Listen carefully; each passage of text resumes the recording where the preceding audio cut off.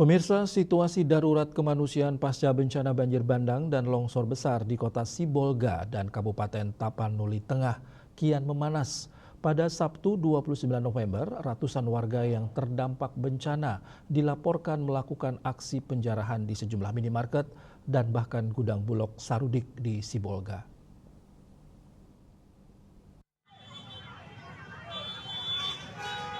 Aksi ini yang terekam dalam video viral dan memicu kekhawatiran publik diduga kuat dipicu oleh keterlambatan dan terputusnya distribusi logistik bantuan bagi para korban bencana yang telah berlangsung selama beberapa hari.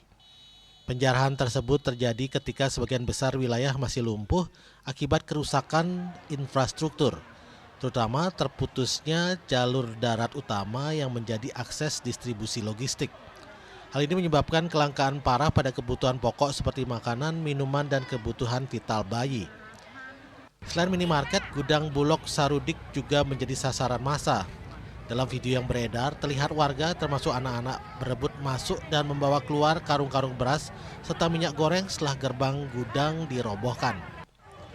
Kondisi ini memunculkan desakan kuat dari berbagai pihak agar pemerintah pusat dan daerah segera mencari solusi cepat, termasuk pengiriman logistik melalui jalur udara atau laut, guna memastikan bantuan makanan, air bersih, dan obat-obatan sampai kepada masyarakat yang membutuhkan sebelum krisis kemanusiaan ini meluas.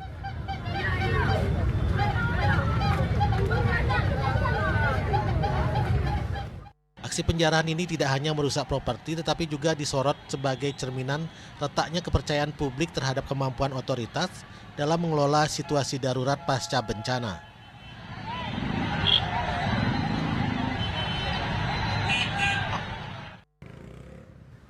Tim Liputan melaporkan.